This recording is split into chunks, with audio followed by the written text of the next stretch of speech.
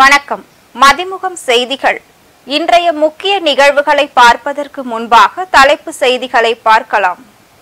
மக்களவை தேர்தலுக்கான முதல் கட்ட வாக்குப்பதிவு நாளை தொடக்கம். வாக்குச்சாவடிக்குள் செல்போனை எடுத்து செல்ல அனுமதி இல்லை என தலைமை தேர்தல் அதிகாரி பேட்டி. எடப்பாடி பழனிசாமி மீது தயாநிதி மாறன் அவதூறு வழக்கு. தனது நற்பெயருக்கு களங்கம் விளைவிக்கும் வகையில் எடப்பாடி பழனிசாமி பேசியதாக மனு.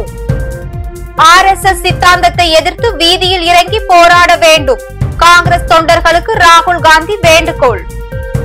நாடாளுமன்ற தேர்தலை முன்னிட்டு சிறப்பு பேருந்துகள் இயக்கம். நேற்று ஒரே நாளில் 1,48,000 பேர் பயணம் செய்துள்ளதாக போக்குவரத்து கழகம் தகவல். நயினார் நாகேந்திரனின் உதவியாளர்களிடம் 4 கோடி பணம் பறிமுதல் செய்யப்பட்ட வழக்கு. புகார் மீது உரிய நடவடிக்கை எடுக்க தேர்தல் ஆணையத்திற்கு சென்னை உயர்நீதிமன்றம் உத்தரவு. வாக்குச்சாவடி முகவர்கள் விழிப்போடு செயல்பட வேண்டும் என முதலமைச்சர் மு.க. ஸ்டாலின் வேண்டுகோள் விடுத்துள்ளார். திமுக தலைவரும் முதலமைச்சருமான மு.க. ஸ்டாலின் வெளியிட்டுள்ள அறிக்கையில், வாக்குச்சாவடி முகவர்கள், மாற்று முகவர்கள் ஆகியோர் வாக்குப்பதிவு தொடங்கி நிறைவடையும் வரை விழிப்புடன் செயலாற்ற வேண்டிய பணியில் இருப்பதால் அவர்கள் கடைபிடிக்க வேண்டிய விதிமுறைகளை முழுமையாக அறிந்திருக்க வேண்டியது அவசியம் என தெரிவித்துள்ளார். வாக்குப்பதிவில் கடைபிடிக்க வேண்டிய நெறிமுறைகள் சரியாக அமைந்தால்தான் வாக்கு எண்ணிக்கையின் போது கழக கூட்டணியின் முழுமையான வெற்றி உறுதியாகும் என முதலமைச்சர் மு.க. ஸ்டாலின் குறிப்பிட்டுள்ளார். விரைந்து களப்பணியாற்றி வியர்வை சிந்தி விதைத்தவை அனைத்தும் அறுவடையாகும் நாள்தான் வாக்குப்பதிவு நாள் என்றும், அதனால் மிகுந்த விழிப்புடன் பணியாற்றி மகத்தான வெற்றியை ஈட்டுவோம் என குறிப்பிட்டுள்ளார். தமிழகத்தில் பதற்றமான வாக்குச்சாவடிகள் உட்பட 44,800 வாக்குச்சாவடிகளில் வெப் கேமரா பொருத்தப்பட்டுள்ளதாக தலைமை தேர்தல் அதிகாரி சத்யபிரதா சாஹூ தெரிவித்துள்ளார். சென்னையில் செய்தியாளர்களை சந்தித்த தலைமை தேர்தல் அதிகாரி சத்யபிரதா சாஹூ, ஒவ்வொரு வாக்குச்சாவடிக்கும் உரிய காவல்துறையினரும் துணை ராணுவ படையினரும் இன்று அனுப்பி வைக்கப்படும் என தெரிவித்துள்ளார். வாக்குச்சாவடிகளில் மிக பதற்றமான வாக்குச்சாவடிகள் உட்பட 44,800 வாக்குச்சாவடிகளில் வெப் கேமரா பொருத்தப்பட்டுள்ளதாக தெரிவித்துள்ள அவர், அதன் மூலம் இங்கு நடைபெறும் வாக்குப்பதிவுகளை சென்னை தலைமை செயலகத்தில் உள்ள மாநில கட்டுப்பாட்டு அறையில் இருந்து கண்காணிக்கப்படும் என தெரிவித்துள்ளார். வாக்குப்பதிவு எந்திரங்களில் ஏதாவது கோளாறு ஏற்பட்டால் அதை சரி செய்வதற்காக 10 வாக்குச்சாவடிக்கு ஒரு மண்டல குழு என்ற வீதத்தில் 6,137 மண்டல குழுக்கள் அமைக்கப்பட்டுள்ளதாக சத்யபிரதா சாஹூ தெரிவித்துள்ளார். வாக்குப்பதிவின் போது VVPAT எந்திரத்தில் தவறான ஓட்டு காண்பிக்கப்படுவதாக இருந்தால் அந்த வாக்குச்சாவடியின் தலைமை அதிகாரியிடம் யார் வேண்டுமானாலும் முறையிடலாம் என்றும், புகாரில் உண்மை இருந்தால் அந்த எந்திரம் மாற்றப்படும் என தெரிவித்துள்ளார். புகார் தவறாக இருந்தால் புகார் அளித்தவர் மீது வழக்கு பதிவு செய்யப்படும் எனவும் அவர் எச்சரித்துள்ளார்.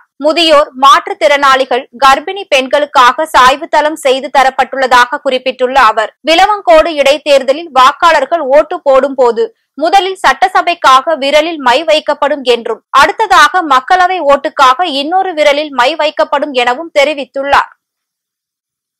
மக்களவை தேர்தலில் 13 அடையாள ஆவணங்களில் ஏதேனும் ஒன்றை காட்டி வாக்காளர்கள் வாக்களிக்கலாம் என இந்திய தேர்தல் ஆணையம் தெரிவித்துள்ளது.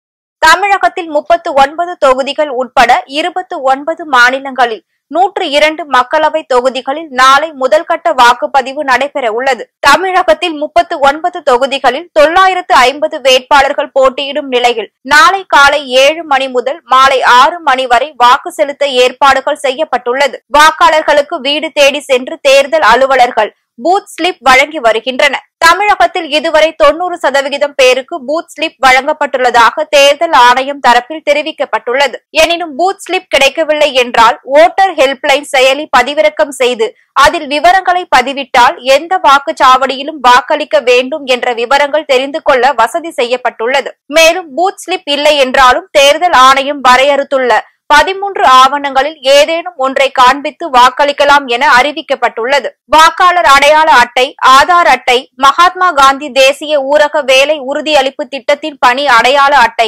புகைப்படத்துடன் கூடிய வங்கி அல்லது அஞ்சலக கணக்கு புத்தகங்கள், தொழிலாளர் நல அமைச்சக திட்டத்தின் கீழ் வழங்கப்பட்ட மருத்துவ காப்பீட்டு அட்டை, ஓட்டுநர் உரிமம், வருமான வரி நிரந்தர கணக்கு எண் அட்டை எனப்படும் பான் அட்டை, தேசிய மக்கள் தொகை பதிவேட்டின் கீழ் இந்திய தலைமை பதிவாளரால் வழங்கப்பட்ட ஸ்மார்ட் அட்டை, இந்திய கடவுச்சீட்டு, புகைப்படத்துடன் கூடிய ஓய்வு ஊதிய ஆவணம், மத்திய மாநில அரசுகள், பொதுத்துறை நிறுவனங்கள், வரையறுக்கப்பட்ட பொது நிறுவனங்களின் தொழிலாளர்களுக்கு வழங்கப்பட்ட புகைப்படத்துடன் கூடிய பணி அடையாள அட்டைகள், மக்களவை சட்டப்பேரவை உறுப்பினர்களுக்கு வழங்கப்பட்டுள்ள அடையாள அட்டை, மத்திய அரசின் சமூக நீதி மற்றும் அதிகாரமளித்தல் அமைச்சகத்தால் வழங்கப்பட்ட தனித்துவமான அடையாள அட்டை ஆகியவற்றின் அசல் ஆவணங்களில் ஏதேனும் ஒன்றை எடுத்து வந்து வாக்கினை செலுத்தலாம் என இந்திய தேர்தல் ஆணையம் தெரிவித்துள்ளது.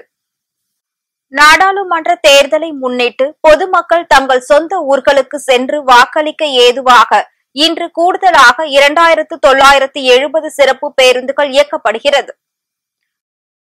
தமிழ்நாடு மற்றும் புதுச்சேரியில் நாடாளுமன்ற தேர்தல் வாக்குப்பதிவு நாளை நடைபெற உள்ளது. நேற்று மாலையுடன் தேர்தல் பிரச்சாரம் நிறைவடைந்த நிலையில் வாக்களிக்க மக்கள் தங்கள் சொந்த ஊர்களுக்கு செல்ல ஏதுவாக 10,214 பேருந்துகள் இயக்கப்படும் என போக்குவரத்து துறை அறிவித்திருந்தது. அதன்படி சென்னையில் இருந்து நேற்று மற்றும் இன்று 2970 சிறப்பு பேருந்துகள் என 2 நாட்களுக்கு மொத்தம் 7,154 பேருந்துகள் இயக்கப்பட்டு வருகிறது. அதேபோல் 20 மற்றும் 21 ஆகிய தேதிகளில் பிற ஊர்களில் இருந்து சென்னைக்கு திரும்பும் வகையில் 1,825 சிறப்பு பேருந்துகள் என 2 நாட்களுக்கு மொத்தம் 6,009 பேருந்துகள் இயக்கப்படுகிறது.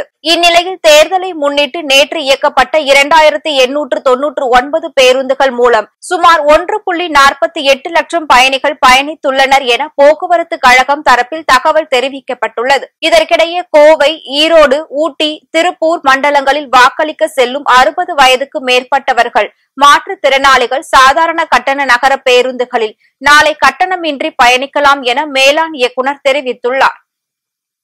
தனது நற்பெயருக்கு களங்கம் விளைவிக்கும் வகையில் எதிர்க்கட்சி தலைவர் எடப்பாடி பழனிசாமி பேசி வருவதாக அவருக்கு எதிராக மத்திய சென்னை தொகுதி வேட்பாளர் தயாநிதி மாறன் அவதூறு வழக்கு தொடர்ந்துள்ளார். அண்மையில் மத்திய சென்னை தொகுதி தேமுதிக வேட்பாளர் பார்த்த சாரதியை ஆதரித்து பிரச்சாரம் மேற்கொண்ட அதிமுக பொதுச் செயலாளர் எடப்பாடி பழனிசாமி மத்திய சென்னை எம்பி தயாநிதி மாறன் மீது பல்வேறு குற்றச்சாட்டுகளை கூறியிருந்தார். மத்திய சென்னை நாடாளுமன்ற தொகுதிக்கு உட்பட்ட எழும்பூர் புரசைவாக்கத்தில் நடைபெற்ற பொதுக்கூட்டத்தில் எடப்பாடி பழனிசாமி என் மீது சுமத்தியுள்ள குற்றச்சாட்டுகள் உண்மைக்கு புறம்பானது மட்டுமல்ல, வேண்டும் என்றே எனது நற்பெயருக்கு களங்கம் விளைவிக்கும் வகையில் சித்தரிக்கப்பட்டது என தயாநிதி மாறன் கண்டனம் தெரிவித்திருந்தார். இந்நிலையில் எடப்பாடி பழனிசாமிக்கு எதிராக தயாநிதி மாறன் எழும்பூர் நீதிமன்றத்தில் அவதூறு வழக்கு தொடர்ந்தார். அதில் தனது நற்பெயருக்கு களங்கம் விளைவிக்கும் வகையில் எடப்பாடி பழனிசாமி பேசி வருவதாக மனுவில் குற்றம் சாட்டியுள்ளார். நீதிமன்றத்தில் வழக்கு தொடர்ந்த பின் செய்தியாளர்களை சந்தித்து பேசிய அவர், எடப்பாடி பழனிசாமி தோல்வி விரக்தியில் ஆதாரமில்லாத குற்றச்சாட்டுகளை முன் வைத்திருப்பதாக தெரிவித்துள்ளார். அவர் தோல்வி விரக்தியில் பேசுகிறார். அது மட்டும் இல்லாமல் அவர் பேசுகின்ற பேச்சு அவருக்கு தெரிகிறதா என்று தெரியவில்லை, சுயநலவுடன் பேசுகிறார் என்று கூட தெரியவில்லை. ஏதோ வந்தோமே பேசினோமே, திமுகவினரை தாக்கினோமே என்ற பேச்சில் பேசுகிறார். ஆனால் உண்மை மக்களுக்கு தெரிய வேண்டும். என் உண்மையான நோக்கம் என்னென்றால், என் தொகுதிக்கு நான் நல்லபடியாக என்னை தேர்ந்தெடுத்த மக்களுக்கு சிறப்பான முறையிலே நான் பணியாற்றியிருக்கிறேன். அதை கொச்சைப்படுத்தி எனக்கு அவதூறு வழங்குகின்ற வகையிலே திரு எடப்பாடி பழனிசாமி பேசினார். அதற்காக தான் இந்த வழக்கை நான் தொடர்ந்துள்ளேன். RSS சித்தாந்தத்தை எதிர்த்து காங்கிரஸ் தொண்டர்கள் வீதியில் இறங்கி போராட வேண்டும் என்று காங்கிரஸ் மூத்த தலைவர் ராகுல் காந்தி வேண்டுகோள் விடுத்துள்ளார். மக்களவை தேர்தல் முதல்கட்ட வாக்குப்பதிவு 29 மாநிலங்களில் உள்ள 102 தொகுதிகளுக்கு நாளை நடைபெற உள்ள நிலையில் காங்கிரஸ் தொண்டர்களை வாழ்த்தி ராகுல் காந்தி வீடியோ வெளியிட்டுள்ளார். அதில் பாஜகவும் RSS அமைப்பும் நாட்டின் கருத்துக்கு எதிராக உள்ளதாக தெரிவித்துள்ளார். அரசியல் அமைப்பு, ஜனநாயக கட்டமைப்பு, தேர்தல் ஆணையம் உள்ளிட்ட நிறுவனங்கள் மீது தாக்குதல் நடத்துவதாகவும் அவர் குறிப்பிட்டுள்ளார். RSS-இன் சித்தாந்தங்களுக்கு எதிராக தெருக்களிலும் கிராமங்களிலும் நாட்டின் ஒவ்வொரு மூலையிலும் காங்கிரஸ் போராடி வருவதாக தெரிவித்துள்ள ராகுல் காந்தி, காங்கிரஸ் தொண்டர்கள்தான் நாட்டின் பாதுகாவலர்கள் என குறிப்பிட்டுள்ளார். நெல்லை பாஜக வேட்பாளர் நயினார் நாகேந்திரனின் உதவியாளர்களிடம் 4 கோடி பணம் பறிமுதல் செய்யப்பட்ட வழக்கு தொடர்பாக உரிய நடவடிக்கை எடுக்க கோரி தேர்தல் ஆணையத்திற்கு சென்னை உயர்நீதிமன்றம் உத்தரவிட்டுள்ளது. கடந்த 6ஆம் தேதி இரவு தாம்பரம் ரயில் நிலையத்தில் சென்னை நெல்லை விரைவு ரயிலில் தேர்தல் பறக்கும் படை அதிகாரிகள் சோதனை மேற்கொண்டனர்.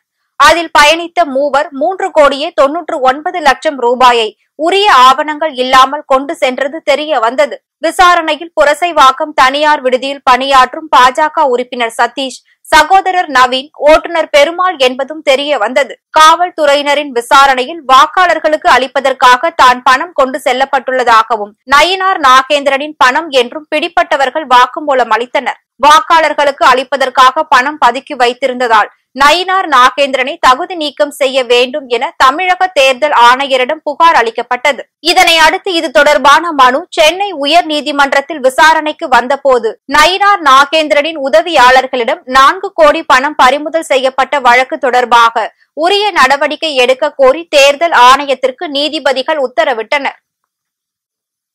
உத்தரப்பிரதேசம், குஜராத், அஸ்ஸாம் என நாடு முழுவதும் மக்களை பாஜக பிளவுபடுத்தி துன்புறுத்தி வருவதாக மம்தா பானர்ஜி குற்றம் சாட்டியுள்ளார்.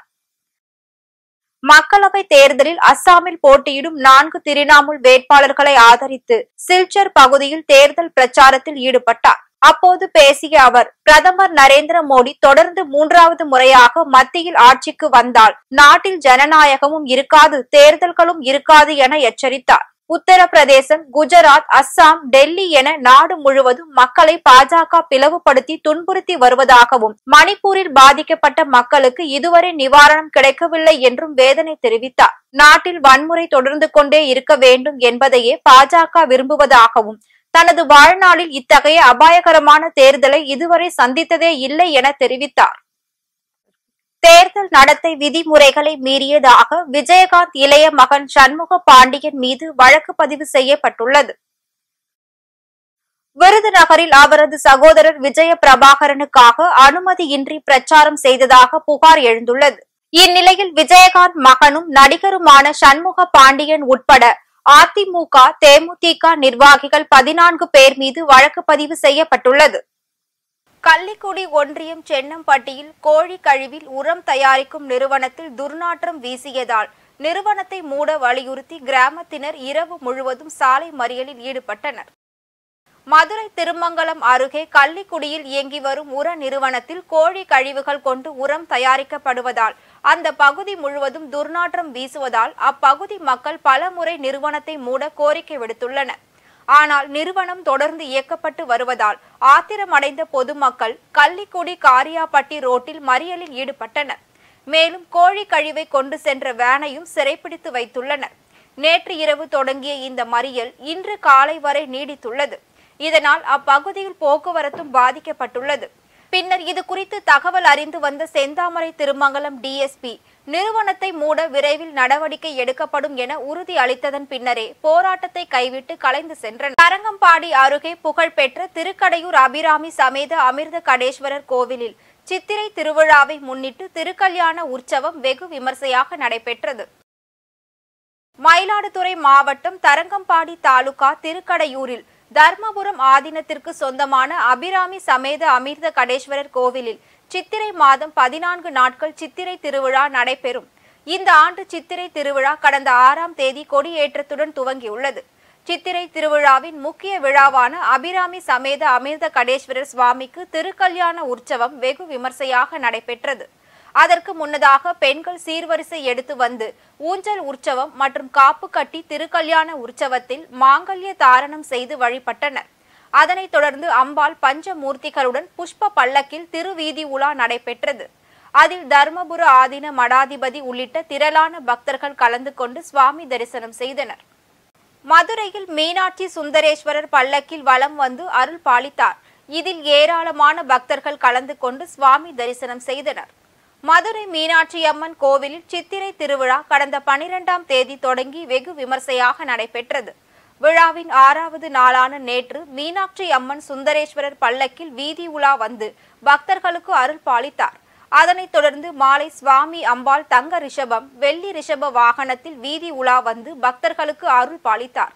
அதில் குழந்தைகள் மதுரை மீனாட்சி அம்மனை போல் வேடம் அணிந்து கலந்து கொண்டனர். குறிப்பாக நாளை மறுநாள் மீனாட்சி அம்மனுக்கு பட்டாபிஷேகமும் 20ஆம் தேதி விஜயமும் விழாவின் முக்கிய நிகழ்ச்சியான மீனாட்சி சுந்தரேஸ்வரர் திருக்கல்யாண வைபவம் வருகின்ற ஏப்ரல் 21ஆம் தேதியும் ஏப்ரல் 22ஆம் தேதி மாசி வீதிகளில் தேரோட்டமும் மற்றும் 23ஆம் தேதி தீர்த்த வாரியுடன் மீனாட்சி அம்மன் கோவில் சித்திரை திருவிழா நிறைவு பெறுகிறது. மயிலாடுதுறை மேக்கிரி மங்கலம் அருகே அரசு ஆரம்ப சுகாதார நிலையத்தில் பணிபுரியும் மருத்துவர் இருசக்கர வாகனத்தில் சென்று கொண்டிருந்த போது தார் சாலையில் உள்ள ஜல்லி சறுக்கியதால் கீழே விழுந்து பரிதாபமாக உயிரிழந்தார். மயிலாடுதுறை மாவட்டம் குத்தாலம் தாலுகா மேக்கிரி மங்கலம் அரசு ஆரம்ப சுகாதார நிலையத்தில் மருத்துவராக பணிபுரியும் பண்டாரவடை கிராமத்தை சேர்ந்த நூருல் ஹக் நேற்று இரவு குத்தாலத்தில் இருந்து இருசக்கர வாகனத்தில் சென்று கொண்டிருந்த போது மங்கலம் மெயின் ரோடு பகுதியில் தார் சாலையில் உள்ள ஜல்லி கற்கள் சறுக்கி கீழே விழுந்ததில் மருத்துவரின் தலையில் அடிபட்டுள்ளது. பின்னர் அங்கிருந்து பொதுமக்கள் அவரை மீட்டு மயிலாடுதுறை அரசு மருத்துவமனையில் சேர்த்துள்ளனர். அங்கு அவருக்கு முதலுதவி அளிக்கப்பட்டதை தொடர்ந்து மேல் சிகிச்சைக்காக தஞ்சாவூர் மருத்துவக் கல்லூரி மருத்துவமனைக்கு அனுப்பி வைக்கப்பட்டனர். ஆனால் செல்லும் வழியில் மருத்துவர் நூருல் ஹக் பரிதாபமாக உயிரிழந்தார். இந்த சம்பவம் அப்பகுதி மக்களிடையே பெரும் சோகத்தை ஏற்படுத்தியுள்ளது. திருப்பத்தூர் அருகே திருமணமான பெண்ணை முன்னாள் காதலன் கத்தியால் வெட்டியுள்ளார்.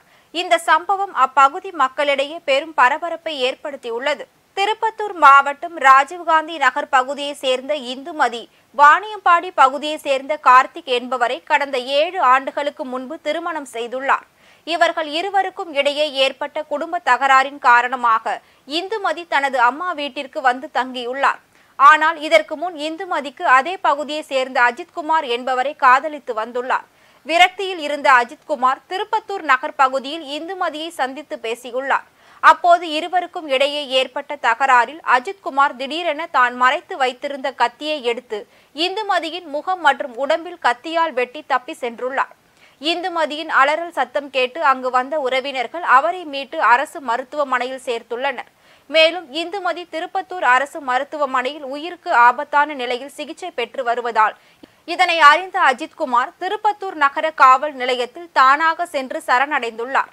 இதுகுறித்து காவல்துறையினர் வழக்கு பதிவு செய்து விசாரணை மேற்கொண்டு வருகின்றனர். தனக்கு பழச்சாறில் விஷம் கலந்து கொடுக்கப்பட்டதாக நடிகரும் வேலூர் தொகுதி வேட்பாளருமான மன்சூர் அலிகான் அறிக்கை வெளியிட்டுள்ளார். தேர்தல் தொடர்பான பணிக்காக குடியாத்தம் சந்தையில் இருந்து வீடு திரும்பிய போது வழியில் சிலர் கட்டாயப்படுத்தி பழச்சாறு மற்றும் மோர் வழங்கியதாகவும் அவர்கள் கொடுத்த பழச்சாறை குடித்த சில மணி நிமிடங்களிலேயே மயக்கம், நெஞ்சுவலி ஏற்பட்டதாக தெரிவித்துள்ளார். உடனடியாக மருத்துவமனையில் அனுமதிக்கப்பட்டு தீவிர சிகிச்சை அளிக்கப்பட்ட நிலையில் விஷமுறிவு நுரையீரல் வலிக்கான மருந்து மாத்திரைகள் வழங்கப்பட்டதாக மன்சூர் அலிகான் தெரிவித்துள்ளார். பணப்பாக்கம் பகுதியில் ஏற்பட்ட மின்தடையால் 10,000 ஏக்கர் விவசாய பயிர்கள் சேதமடைந்து இருப்பதாக விவசாயிகள் வேதனை தெரிவித்துள்ளனர். ராணிப்பேட்டை மாவட்டம் பணப்பாக்கம் மற்றும் அதனை சுற்றியுள்ள கிராமங்களில் தினசரி 4 மணி நேரத்தில் இருந்து 6 மணி நேரம் வரை தினமும் மின்தடை பாதிப்பு ஏற்படுவதால் நிலத்தை உழ முடியவில்லை என்றும் நாற்று பறிக்கவும் நடவு பணி செய்யவும் தண்ணீர் தேவைப்படுவதால் கூலி ஆட்கள் வந்தும் காத்து கிடக்க வேண்டிய சூழல் ஏற்பட்டிருப்பதாகவும் விவசாயிகள் வேதனை தெரிவித்துள்ளனர். மேலும் நட்ட பயிர்களுக்கும் நீர் பாய்ச்ச முடியாமல் பணப்பாக்கம் சுற்றுவட்டார கிராமங்களில் 10,000 ஏக்கர் பயிர்கள் இதனால் பாதிப்படைந்து இருப்பதால் இம்மின்வெட்டை கைவிட்டு மும்முனை மின்சாரம் தொடர்ந்து வழங்க வேண்டும் என விவசாயிகள் கோரிக்கை விடுத்துள்ளனர். தமிழ்நாட்டில் இன்றும் நாளையும் வெப்ப அலை வீச வாய்ப்பு உள்ளதாக வானிலை ஆய்வு மையம் எச்சரிக்கை விடுத்துள்ளது. வட தமிழக உள் மாவட்டங்களில் ஒரு சில இடங்களில் வெப்பநிலை இயல்பை விட 3 முதல் 5 டிகிரி செல்சியஸ் வரை அதிகமாக இருக்கக்கூடும் என வானிலை ஆய்வு மையம் எச்சரித்துள்ளது. அதேபோல் நாளை மறுதினம் வட தமிழக உள் மாவட்டங்களில் ஓரிரு இடங்களில் வெப்ப அலை வீசக்கூடும் என்றும் தெரிவிக்கப்பட்டுள்ளது. இன்றைய தங்கம் வெள்ளி விலை வழங்குவோர் அட்டிகா கோல்ட் கம்பெனி. சென்னையில் ஆபரண தங்கத்தின் விலை கிராமிற்கு 35 ரூபாய் குறைந்து 1 கிராம் 6,835 ரூபாய்க்கு விற்பனை செய்யப்படுகிறது. சவரனுக்கு 280 ரூபாய் குறைந்து 1 சவரன் 54,680 ரூபாய்க்கு விற்பனை செய்யப்படுகிறது. வெள்ளியின் விலையில் எந்தவித மாற்றமும் இன்றி 1 கிராம் வெள்ளியின் விலை 90 ரூபாய்க்கும் 1 கிலோ வெள்ளியின் விலை 90,000 ரூபாய்க்கும் விற்பனை செய்யப்படுகிறது. ரஷ்யா நடத்திய ஏவுகணை தாக்குதலில் 17 பேர் கொல்லப்பட்டுள்ளதாக உக்ரைன் தரப்பில் குற்றம் சாட்டப்பட்டுள்ளது. வடக்கு உக்ரைன் நகரான செர்னிஹிவ் மீது ரஷ்யா ஏவுகணை தாக்குதல் நடத்தியுள்ளது. அடுத்தடுத்து 3 ஏவுகணைகள் 8 மாடி கட்டிடத்தின் மீது விழுந்ததில் 17 பேர் உயிரிழந்துள்ளனர். மேலும் 3 குழந்தைகள் உட்பட 61 பேர் படுகாயங்களுடன் இடிபாடுகளில் இருந்து மீட்கப்பட்டு மருத்துவமனையில் அனுமதிக்கப்பட்டுள்ளதாக உக்ரைன் தரப்பில் தெரிவிக்கப்பட்டுள்ளது. மீண்டும் தலைப்பு செய்திகள். மக்களவை தேர்தலுக்கான முதல் கட்ட வாக்குப்பதிவு நாளை தொடக்கம். வாக்குச்சாவடிக்குள் செல்போனை எடுத்து செல்ல அனுமதி இல்லை என தலைமை தேர்தல் அதிகாரி பேட்டி. எடப்பாடி பழனிசாமி மீது தயாநிதி மாறன் அவதூறு வழக்கு. தனது நற்பெயருக்கு களங்கம் விளைவிக்கும் வகையில் எடப்பாடி பழனிசாமி பேசியதாக மனு. RSS சித்தாந்தத்தை எதிர்த்து வீதியில் இறங்கி போராட வேண்டும். காங்கிரஸ் தொண்டர்களுக்கு ராகுல் காந்தி வேண்டுகோள். நாடாளுமன்ற தேர்தலை முன்னிட்டு சிறப்பு பேருந்துகள் இயக்கம். நேற்று ஒரே நாளில் 1,48,000 பேர் பயணம் செய்துள்ளதாக போக்குவரத்து கழகம் தகவல். நயினார் நாகேந்திரனின் உதவியாளர்களிடம் 4 கோடி பணம் பறிமுதல் செய்யப்பட்ட வழக்கு. புகார் மீது உரிய நடவடிக்கை எடுக்க தேர்தல் ஆணையத்திற்கு சென்னை உயர்நீதிமன்றம் உத்தரவு. இத்துடன் செய்திகள் நிறைவடைந்தன. மீண்டும் செய்திகள் இரவு 8 மணிக்கு. மேலும் செய்திகளை தெரிந்து கொள்ள மதிமுகம் பிரைம் யூடியூப் தளத்தில் இணைந்திருங்கள்.